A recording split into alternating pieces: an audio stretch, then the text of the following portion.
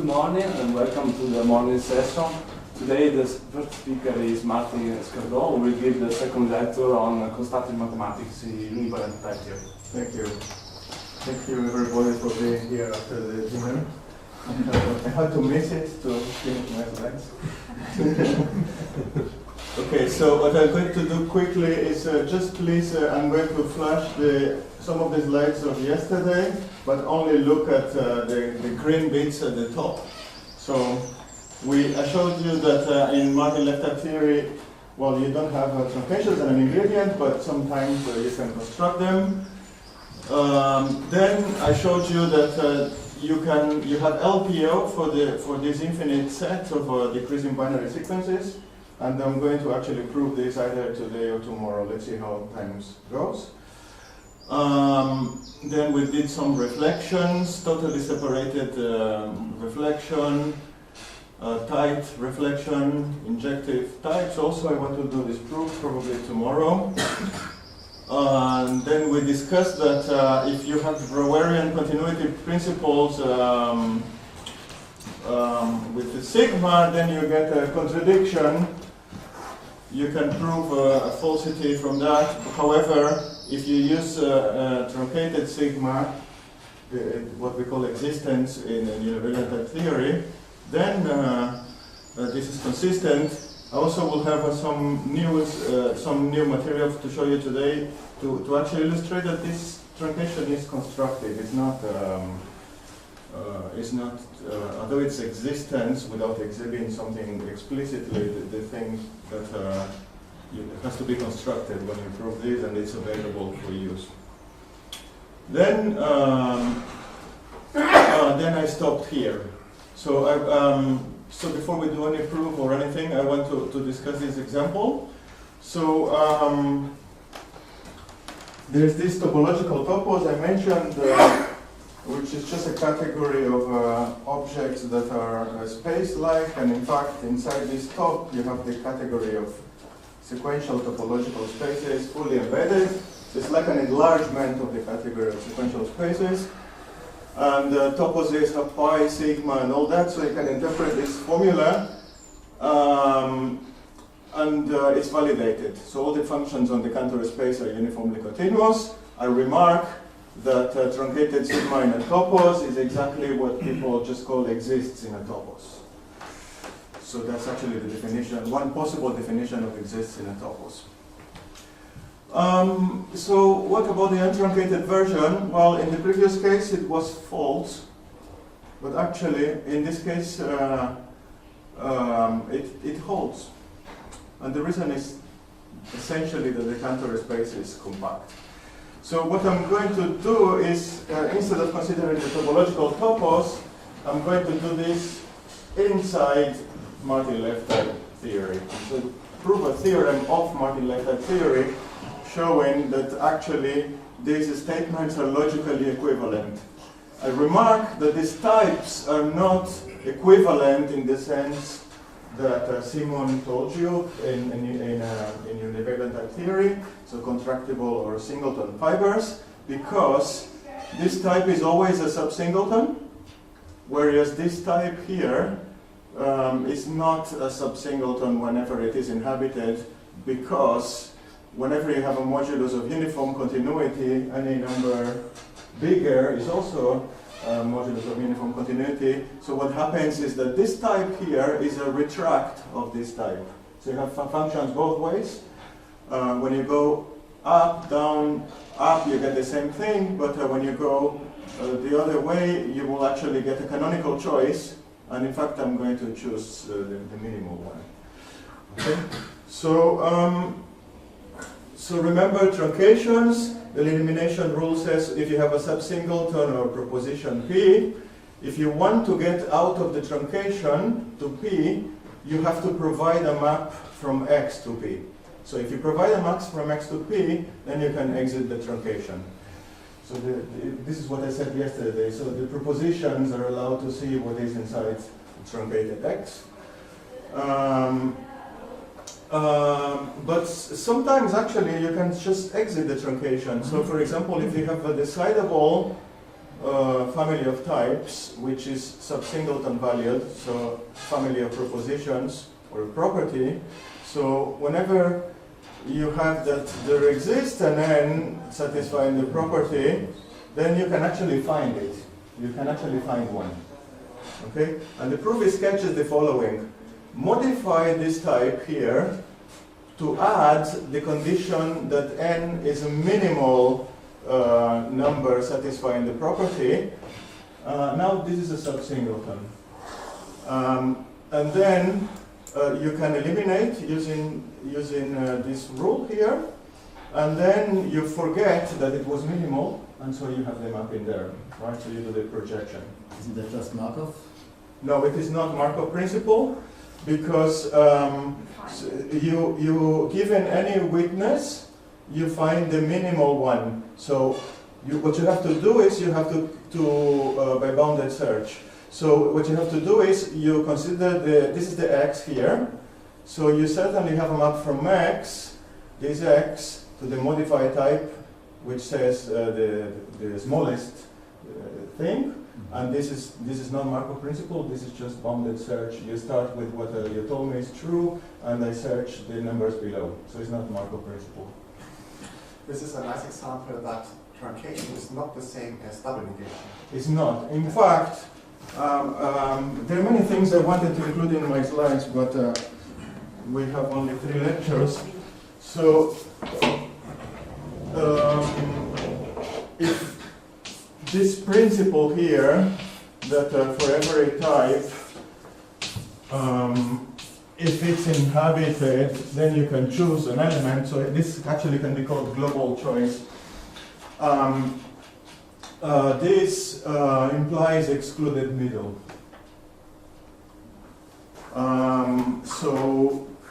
So this is actually something you cannot do always. You sometimes can do it. And in fact, we have another example where we cannot do it, which is this one.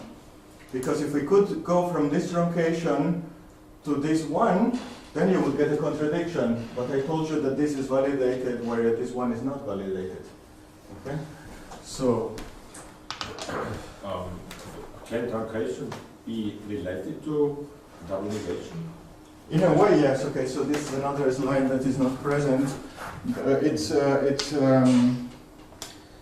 Okay, so you have that, let me see, you have that the truncation implies not, but again, if you assume that for the converse, sorry, I wrote the wrong thing.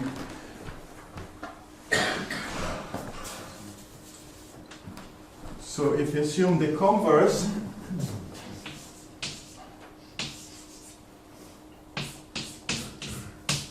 then you get excluded middle. Okay? So double negation is much weaker than truncation. It says that the type is non-empty. And because there are lots of Bishop-style mathematicians here, I emphasize when I say non-empty, I mean non-empty. I mean that it's not empty, not that it's inhabited. So what this principle would say, if it were true, it would say that any non-empty type is inhabited. Okay? So this is actually, this is the proposition that X is inhabited without disclosing any particular inhabitant. And yeah, let's. There's more to say, but if you ask questions, I will say it. Okay, so yeah. So in this particular case, although you cannot do it in general, you can do it in this situation. You can generalize this a little bit. So we again assume that this is a family of is a property of n, so family of subsingletons. And now we don't assume that this is decidable. We assume that if an is true, then for smaller things smaller than n, this becomes decidable. And there's going to be an example in the next slide. And the proof actually is the same as before, because we did bounded search, only checking the things below, so this is sufficient. And so this is used as follows. We want to prove that uniform continuity truncated or untruncated is the same, so the implication going up is always true, so I want to show it down, and we consider this A. So this is certainly not decidable. So if you give me an n, I cannot decide whether it's a modulus of continuity, but if you give me an n, which is a modulus of continuity, I can check for the smaller ones whether it is or it isn't. Okay? And then you can use the lemma in the previous slide to go down. And so this was a proof in pure Martin-Lev type theory, but actually it was not. Let me see. We need function extensionality here. Okay? We didn't find any way to get rid of function extensionality here. I think, yeah, that's correct. Yeah, because we need to show that these things are propositions, and then you have the equality on the Boolean is a proposition, but to show that the product of propositions is a proposition, you need function extensionality. Okay, so that's what's going on. But nevertheless, you can apply this, you can interpret this statement in a topos, in particular in the topological topos, and then you see that this is validated. So notice that this is not a truth value in the topos, this is an object of the topos. Okay? So this object has an inhabitant, and in fact, and lots of inhabitants. So if you know topos theory, so the topological topos is a sheaf topos, and you have in the sheaf topos truncated sigma or existence means a local existence. So things exist locally, and what this is saying is because the Cantor space is compact, you can get global existence from local existence. But of course, we didn't use any compactors or anything in our problematic theory. Okay? But we, of course, we use the things related to compactness, so we use the constructive parts of the ingredients used to show the compactness. So, but this is not even metrized or topologized or anything. It's just a set. Okay, so now I discussed a little bit about my former PhD student Strange Issues work, and what he did is he considered a variation of Johnston's topological topos, which allowed us to do things completely constructively. So if you look at the paper of topological topos, it is highly non-constructive in several senses. But we took the same ideas of the paper and we modified it. So we used a different topos. It's a sheaf topos. And it validates this uniform continuity principle for the Cantor space. So what we wanted to do is wanted to show that you can get this Browerian principle out of nothing. So you start in a constructive mathematics, which is neutral. It doesn't postulate or negate anything that negates excluded middle or continuity or anything, Markov principle, nothing. And then we wanted to create a model that validated this Browerian continuity principle.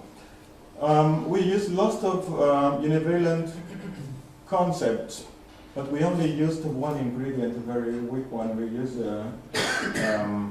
We used function extensionality. Actually, less than function extensionality sufficed. So the double negation of function extensionality sufficed.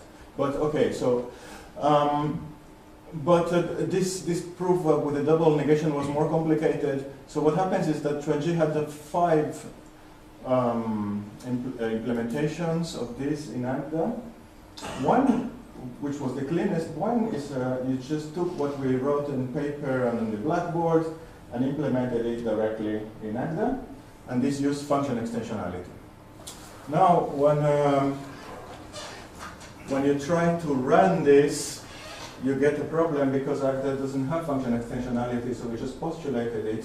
and you cannot compute with postulated things. And so let me see if I can get quickly something to show you here. Perhaps it's not going to be so easy, so I'll do it later. But so you get a 300-line term with function extensionality constants which are not reduced. And because of that, then he produced the 4 other implementations. I'm going to discuss one only, but they all have a reason. So one of them is so you don't have function extensionality. So what is the traditional solution? Well, it's what Bishop said, and what Martin Hoffman did in his PhD thesis. You work with setoids in type theory, and then you build in function extensionality because you equip all the types with the equivalence relations, and you only consider the functions that preserve the equivalence relations, and so you get function extensionality implemented in this way. So a little bit like Gandhi did to eliminate function extensionality. So, and then this actually computes the number, which is actually 0, that's the number, because we computed the modulus of continuity of a constant function. And so you get a result. The problem with the setoid implementation is that it's 5 times bigger, because most of the proof is showing that functions preserve the equivalence relations. And constructing them when you construct Cartesian products, exponentials, and so on. And then you look at this proof and you don't see what is going on, because the meat of the proof is hidden in this sea of bookkeeping. Then that's why we had the other 3 implementations, which use function extensionality, but in a clever way so that it doesn't get on the way of the computation, but I'm not going to discuss that. But then there is, after the cubical model and the cubical type theory that Simon discussed yesterday, some of the Agrad people implemented these cubical features in ACTA. I think it was Andrea Pesosi, right? So you have a flag, like Simon said, minus cubical, that you write at the top of your file. And this allows you to use univalence, function extensionality, all these sort of things. And then it was very pleasing to actually run the original program, the nicest, shortest one, using function extensionality, and it computes 0, and actually quickly. So, okay. But drawback is that this didn't have universes. So why was that? Because when you have a sheaf, there is a gluing condition, so if you can cover something, then there has to be a unique something. But we couldn't prove that this thing was unique. We could construct it, we could construct a candidate for the universe, but the gluing condition only held up to isomorphism, but that's not enough to do this. And so we talked a little bit over the years with Thierry and so on. And then maybe you can say who was the person who had the idea of using stacks instead of sheaves? Basil Mana. So they consider something called stacks, or a variation of stacks, which is a generalization of sheaves, which was invented in the 60s precisely because of this sort of problems. This is not implemented yet, and I'm not sure the work is completed in the Univalent case. Is it, Thierry? Work in progress. Work in progress. Okay, good. Okay, so what I want to do next is I want to prove some of these things. So obviously not all of them, but only the ones that I believe illustrate something interesting about univalent type theory, but also about just type theory. So what does it feel like to prove things in type theory in practice?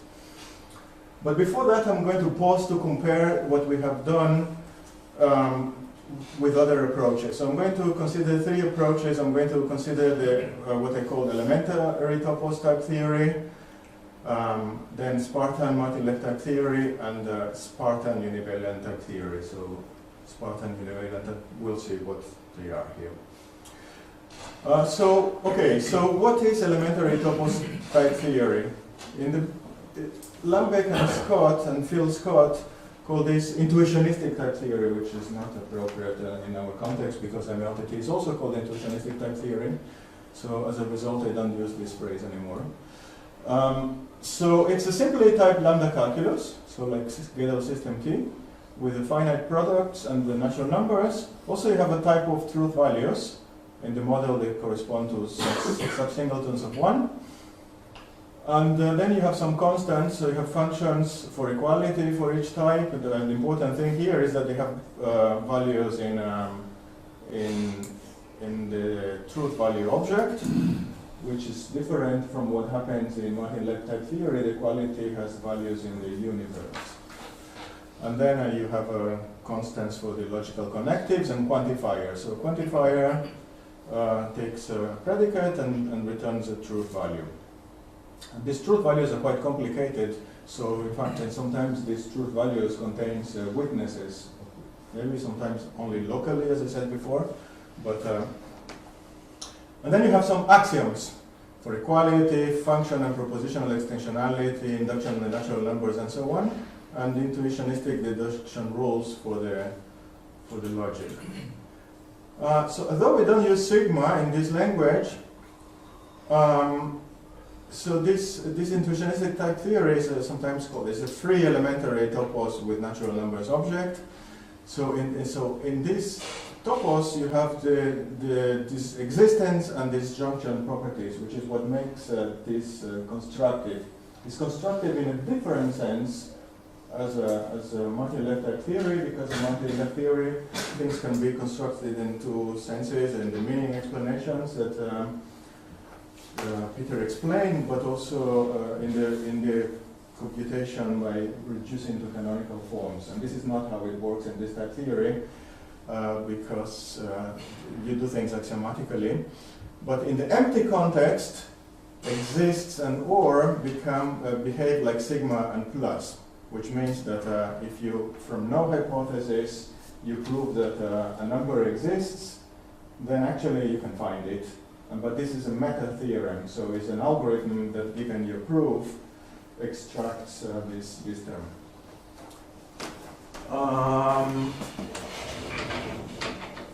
Although toposes do have pi and sigma, they are not included in this language. There's a choice made by the people who did that. And so, as a result, you can state... Isn't the language precisely the internal language of the three topos? Yeah, it is, yes. So they could be defined, but I was saying that they are not primitive. Pi and sigma. No, well, no, okay, so they exist in the free topos, because the free topos is a topos, and any topos is locally Cartesian closed, and so you have pi and sigma. But the internal language, by choice of the mathematicians and logicians who defined it, it doesn't include sigma. So it is in the model, but it's not in the language. Okay? So this is the internal language, and you could try to invent an internal language that has sigma and pi. I did that. Okay, good. In 1908. Okay, then you tell me after the break, Yes. because this is nice actually. It Okay. is exactly a dependent type theory, which is the free internal language, which is the internal language of elementary toposes. Okay. Which is the extensional type theory of multi-left plus omega. Okay, good. Okay.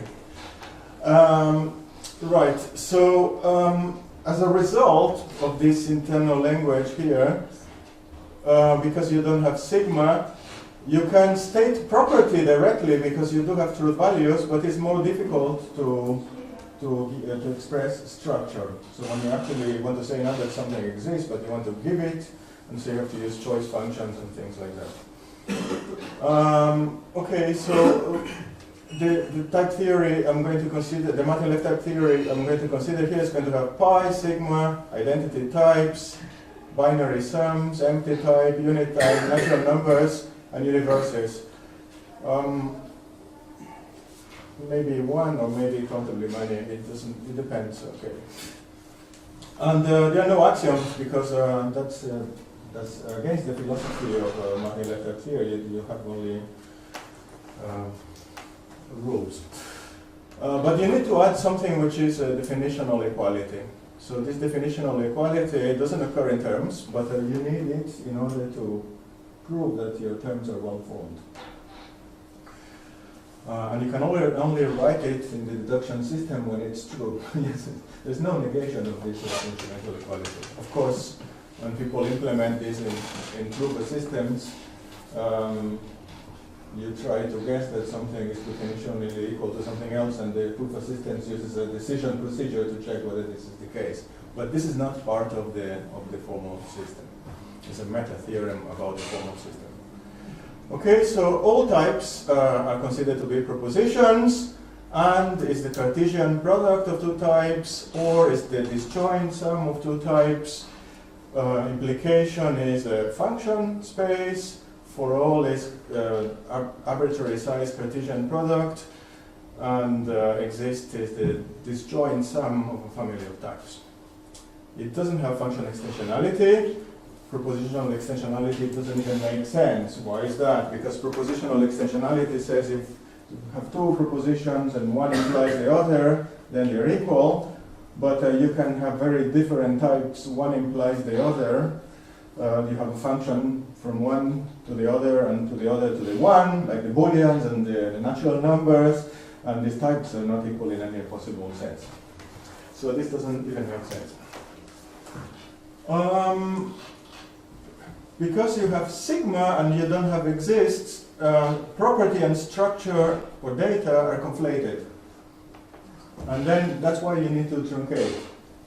So I explained the way that Univalent type theory truncates. I also show that sometimes you can truncate in Martin Luther theory without any extension. But because you cannot do this in general, then people work with setoids, so this equivalence relation. So that's a way of truncating. You impose an equivalence relation on something. So if you work with setoids, the truncation actually is very easy. You start with a type with an equivalence relation, and then you just replace the equivalence relation by the equivalence relation that relates everything. That's what it does. And now the theorems that we showed that you can exit truncation, they amount to saying that you can build a function that preserves this equivalence relation, and that's why you can exit. So this is what happens in the setoid model. Which is not unique. It's not a setoid, the setoid model, but a setoid model, because you can have various. I believe that this is probably the case, yes. But different properties. Yeah, let's not discuss this, but yes. Yeah. Okay, so then a very interesting feature is that you have the universe. So once you have the universe, you can define the type of mathematical structures. You can define the type of groups. You can define the type of categories. And then you can actually do category theory and group theory and all that. Okay. Now, the universe also being a type has an identity type, but as opposed that, for example, the identity type of the natural numbers, where you can actually describe explicitly what it is. When you're working inside as a mathematician in Martin Luther type theory, you don't know what the identity type of the universe is, because you have two opposing axioms which are consistent. The K axiom says the identity type of any two elements has at most one element. And the Univalent axiom says actually there are lots of identifications. For any one-to-one correspondence between two types, there is an identification in the identity type. So the identity type actually has lots of things. So because these two things are consistent, when you have a hypothetical element of the identity type, then there is nothing you can do because you don't know what it can be. Okay, so one solution, of course, is to use the quality reflection rule, so extensional type theory, but this doesn't explain much what the equality of types is, right? So, okay, so I'll give you... And it's not known in the setoid model how to do it in universities.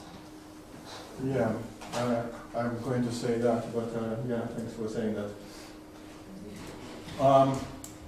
So here's an example, very quickly. Dedekind reals in multi-left type theory. So you have a lower and the upper cut. There are functions into, not omega, but into the universe. And so one axiom, for instance, is that if you have a rational number in the lower cut, then there is a smaller one in the lower cut. But which one do you pick if there are many? So, and similarly, the locatedness axiom, if P is less than Q, then either P is in the lower cut or U is in the lower cut.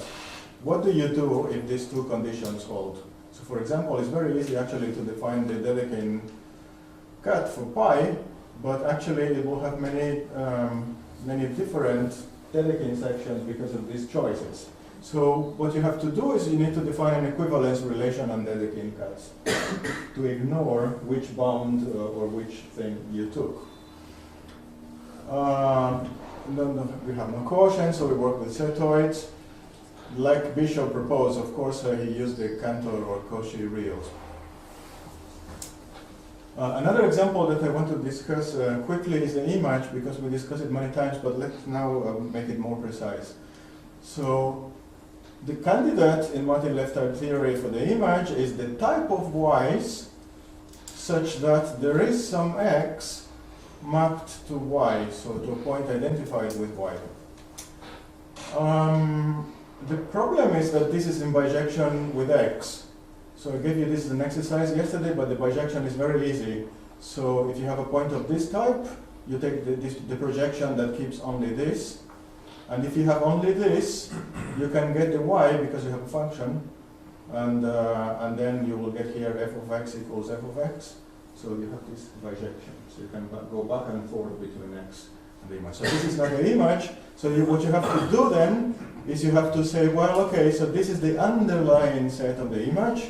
You have to say that any 2 points that have the same first component are equivalent. But actually, you don't even work with the identity type, so this is not quite correct, because if you're using this approach, every type has an equivalence relation, and so you have to actually instead use the equivalence relation of y here, and then you have to do this equivalence, okay? So this is what you have to do. In fact, when you use setoids, because of this reason, you actually hardly ever use the identity type because you work with these equivalence relations. In the last display, there is. Did I make a mistake? Should be axis on the right hand side of the equality symbol, I guess. Here it should be y prime. Uh-huh. Yeah, thank you.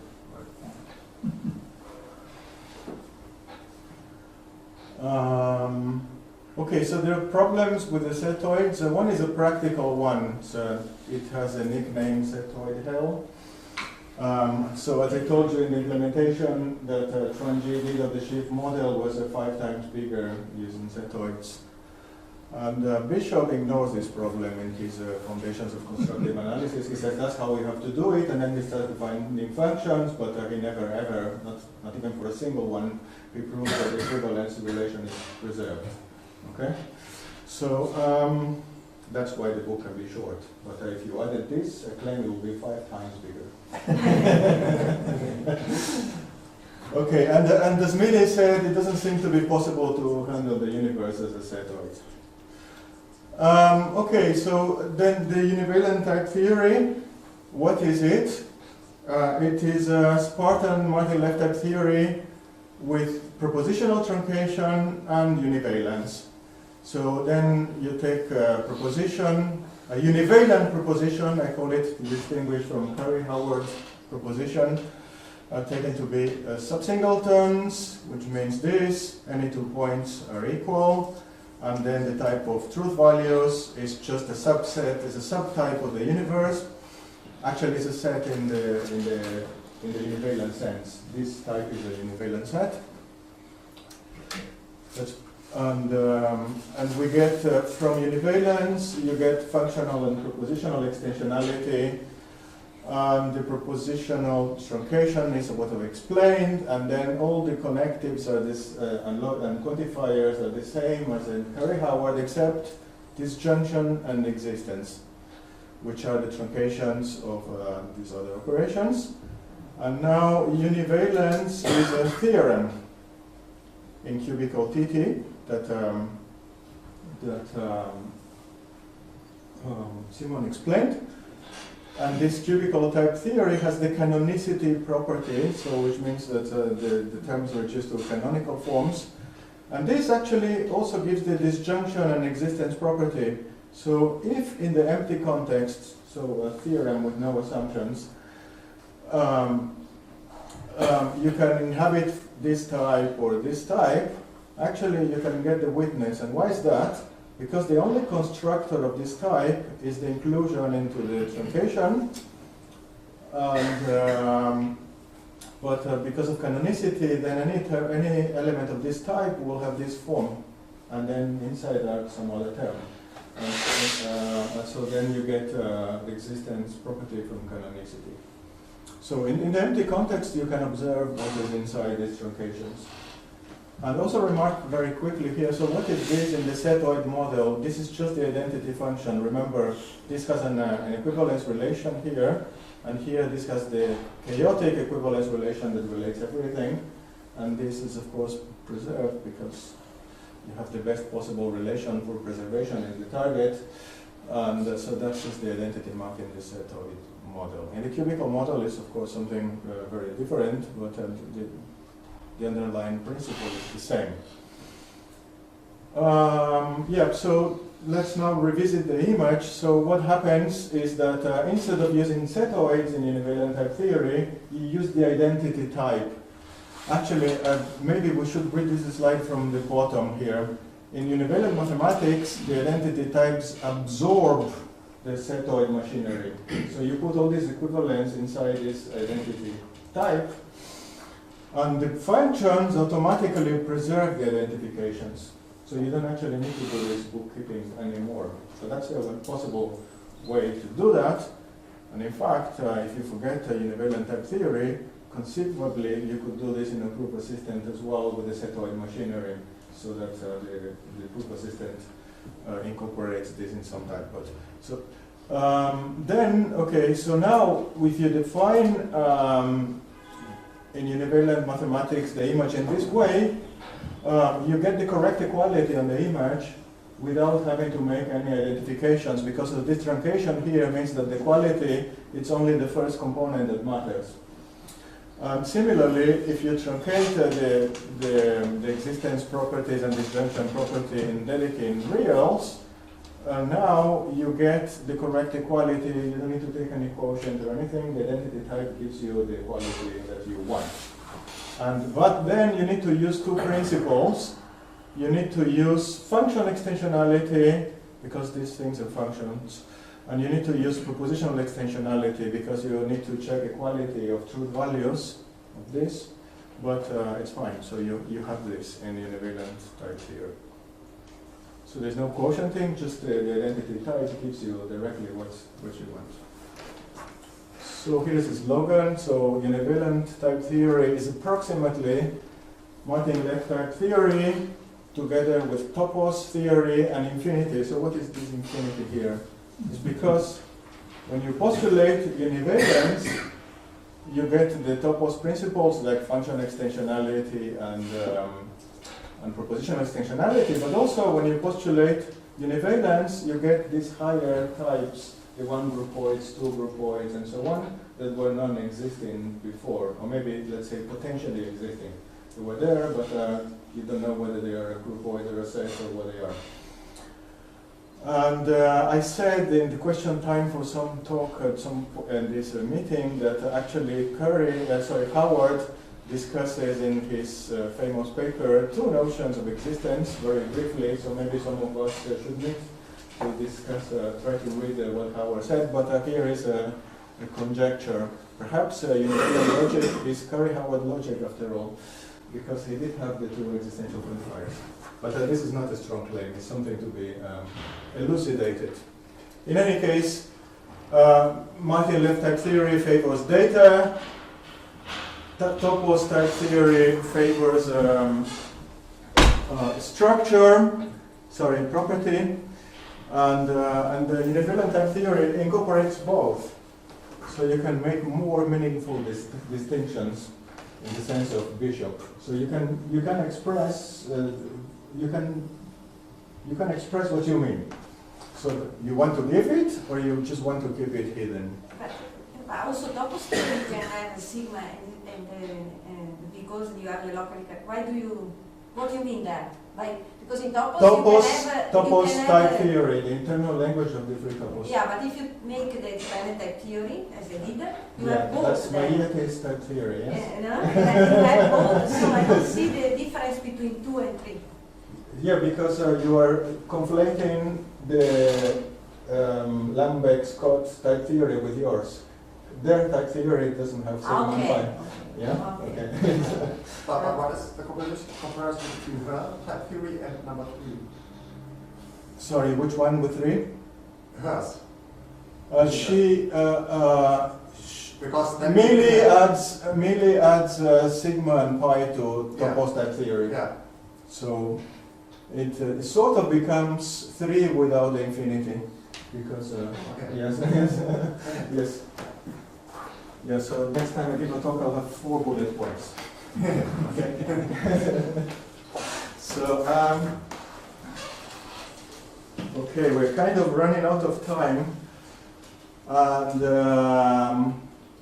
I'm not sure I can prove in 17 minutes the theorem. So I will try to get started, and then we'll continue tomorrow. Do you have any question about this part of the talk? Yeah. So you had this point about automatic preservation of identification. Yeah. Of course, my students will love this. But to me, it looks like a free lunch. Who's going to pay for this? The people who design the models, so they have a lot of trouble working with these simplicial sets and cubical sets. Yeah, but also a little bit of this is done automatically by the categorical machinery because your morphisms are functional natural transformations and things like that, which are defined to preserve these things. The things work, but it's not a free lunch. So I will never ever have to check that my construction is independent of any choice of representative. Yes, you will never need to prove that. And this is one of the things I like about this. I always loved doing this. Bene, you should be happy in the setoid hell. You know, some people would rather go to hell than to heaven, right? Or fun. Okay.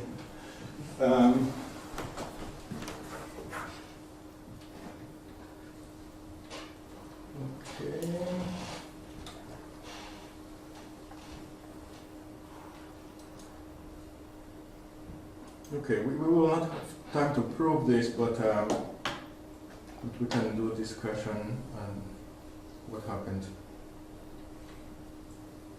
I think I have to exit this probably and open the other one.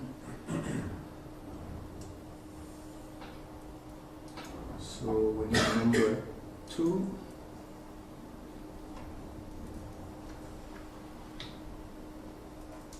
Okay, I'm going to start with a proof of something that doesn't really is in Univalent type theory, it's just in type theory. We use function extensionality, but it's just a proof in type theory. But the proof is actually going to look like a proof that if you prove this in constructive set theory or in topos theory, because I'm going to write the proof in English. And then whenever I say type, you can just imagine set and everything is the same. In fact, this theorem holds in any variety of constructive mathematics I know of, except also finitism.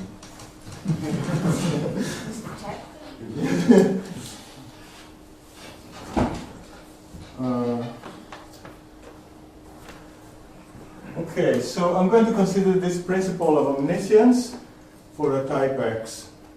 So if you have a function into the two-point type, you either can find a root, or you can be sure that there isn't any root. And here I'm not going to use truncated exists, and the reason is that I can get away with it. So in fact, whenever you can use sigma, you should use sigma because it has more information. You should only use exists when the extra information gets on the way of what you want to do. Okay? So, and because I can prove this, I will do it. So you can prove this for x finite, but not for x subfinite. So for example, if you take a subset of 1, so a univalent proposition, it will be searchable, it will be omniscient in this sense if and only if it's a decidable sub-singleton, either empty or inhabited. For x equals n, we cannot prove it, and if you did have Brawerian assumptions like fan theory and continuity, you could even prove it for the counter space, but we don't want to do this. Actually, in order to prove this, it's convenient to use a reformulation of that, which is called the drinker paradox. So in every pub, there is a person A, such that if A drinks, then everybody drinks, right? I should say in every inhabited pub. So, now for x inhabited, this is equivalent to the omniscience of x. So let's do this very quickly. Suppose I could decide whether there is a root or not, and I want to prove this. So I check whether there is a root. If there is a root, I choose A for the answer here, because then the premise is false. And then I'm done. If there is no root, well, x is inhabited. I pick any element of A, and this will be true now because the conclusion is true, right? So because of the principle of omniscience, we know that either the premise is false or the conclusion is false. So it looks very classical, aren't we, in a meeting on constructive mathematics? Okay, so, and conversely, if you can do this, you can do the omniscience because it's okay, so if I input the P in the black box, it answers A, and now I check whether A is a root or not. If it is, then I know it's a root. But if it isn't a root, then I know that there is no root. Okay, so that's how it works. And now it's going to be easy to prove it like that because the algorithm that we're going to write is going to compute this thing that I call the universal witness.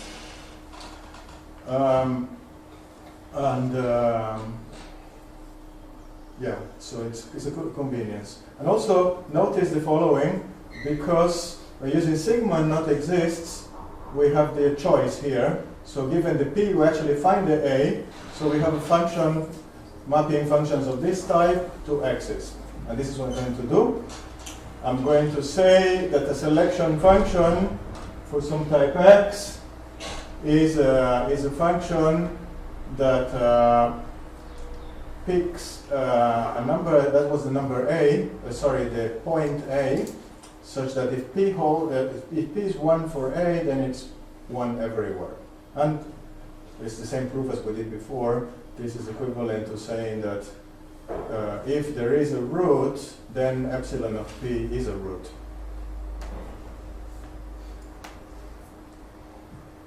Okay, so it says that it's searchable if it has a selection function. And one example is this. You take the binary sequences which are decreasing. You could take increasing. I prefer decreasing because I count the number of ones and I know which number I'm representing. And so you have numbers of this form, finitely many ones followed by infinitely many zeros, and you have the constant sequence 1. So you cannot say that the elements of this type are either of this form or of this form, because that's exactly LPO. However, you can say that there is no element in the type which is not of this form or of this form. That you can say in proof. And here's the proof, it's one line. Suppose you have an X which is different from all of this. Then I will prove that it has to be this. How do you do that? Well, if it's different from n for every n, it has to be 0 in the position n minus n plus 1. Right? Sorry, no. It has to be 1 in the position n plus 1. And because this is true for all positions, it has to be 1 everywhere. Okay, so that's how it works. So if you write this in the board as a formula,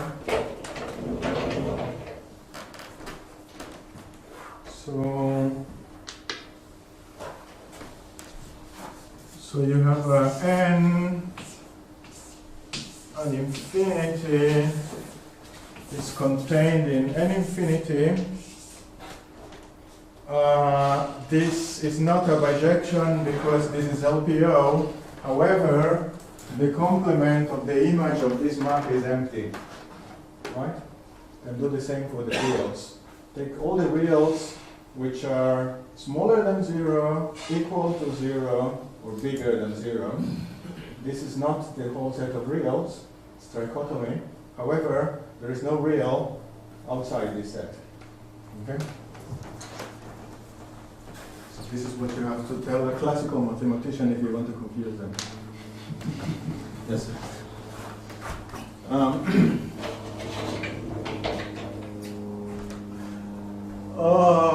Okay, so we don't have LPO, but we have this property. So if you have any Boolean valued predicate in the extended natural numbers, if it's 1 for every n and also 1 for infinity, then it is 1 everywhere. Okay, so how is that? Because you're working in the Booleans, and the Booleans are defined to have either 0 or 1. We can do a proof by induction on the Booleans. We have to check 0 or 1. So, but the quality is decidable in the Boolean. So you have to prove that it's impossible that's different from 1. So if it's different from 1, then because of function extensionality, x has to be different from n because of the assumption 1. But it also has to be different from infinity because of assumption 2. But that's impossible because of this lemma. Right? This lemma says that if it's not, if something is different from n for every n, then it has to be infinity. So we prove that it's different from n. Assume that it's different from n, then this case is ruled out, and we would have to have this, but that's impossible. Equal to 0, but that's impossible. So you have that. Did I confuse you? Where you use function extensionality? To do this because I mean, if x would be equal to n, then p of x would be. actually, here this is wrong. I'll tell you why this is in this slide. Because in my original proof in 2011, where I copied the slides and modified them last night, I didn't assume function extensionality. I instead assumed that P is extensional, meaning that it. But this is automatical in type theory, that all the things are extensional. So I will delete this. You're right. In this slide, you don't need function extensionality. You only need that if x equals to n, then P of n equals to different from 1. Okay. Did I make anything wrong? So Yeah, the typo. what is the typo? P of x different from infinity. P of x different from infinity. No, that's fine. It's fine. Is P of infinity P of x? This is a typo here, yes? It doesn't make sense because there is no infinity in 2. Okay, so I should fix this. But anyway, because tomorrow I'm going to have to start from this, we'll have it fixed. Is P of infinity different from 1? Yeah? P of infinity different from 1. Sorry about that. But, okay, so tomorrow we start from this to refresh your mind, and then we complete the proof. Okay? Thank you.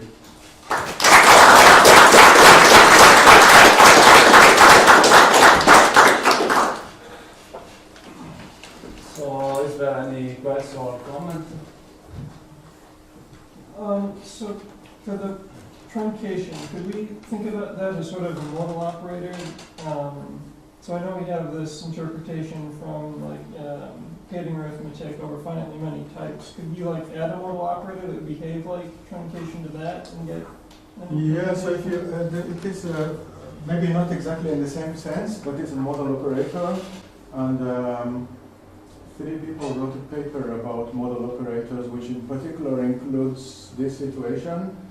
Because, for instance, another thing you want to have is you have a type which is not a univalent set, and you want to truncate it to a set. That will be another modal operator. The authors are Mike Schulman, Egbert, and Bas Spielkers. Yeah, you can find it in the archive. Okay. It's a very nice paper, actually.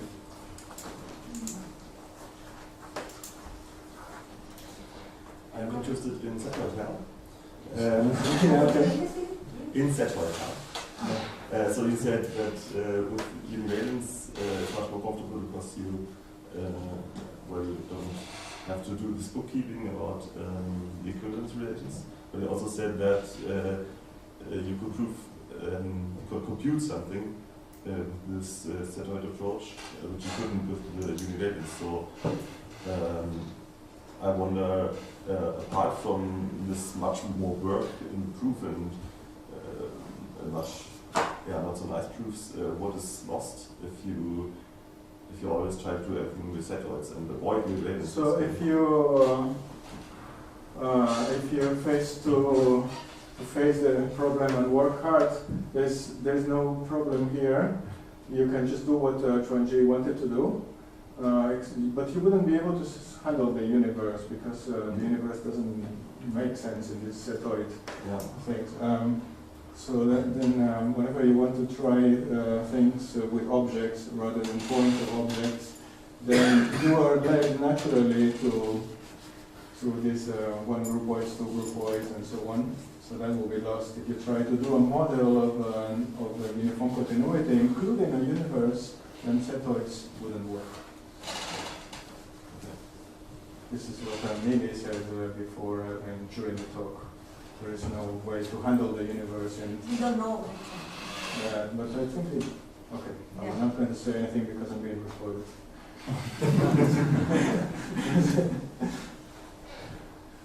And I would ask you, since the Kushirias are much used for practical applications, do you have anything to say about that? Yeah. So. The Cauchy reals have the problem here that we don't have a countable choice. Yeah. Actually, you can see more precisely why you don't have countable choice, because it will give you a way of exiting truncations, which is too generous. So you can see it is kind of false. And then in the homotopy type theory book, I don't know exactly who were the people who did this part of the book, but certainly included Andrei Bauer, Mike Schulman, and perhaps Bas. They consider a different definition of the reals, which is a so-called higher inductive type. So a higher inductive type is a type in which you inductively define elements, but also inductively define identifications. And this is by, instead of, so you start with the rational numbers as the base type of the definition, and then you have a limit operator, but that you may need to iterate several times. So it's defined by induction, and then when you prove things about these reals, you do by induction on the definition like that. So they sit They sit between the Cauchy reals and the Dedekind reals, somewhere in the middle. They're very nice, but it is in the realm of what is it called, Peter? Inductive, recursive, inductive types, because you have to define. Okay, I don't want to go into it, but you can read the chapter in the whole book. It's nice, but I don't know whether I would propose this as the solution, but it's nice.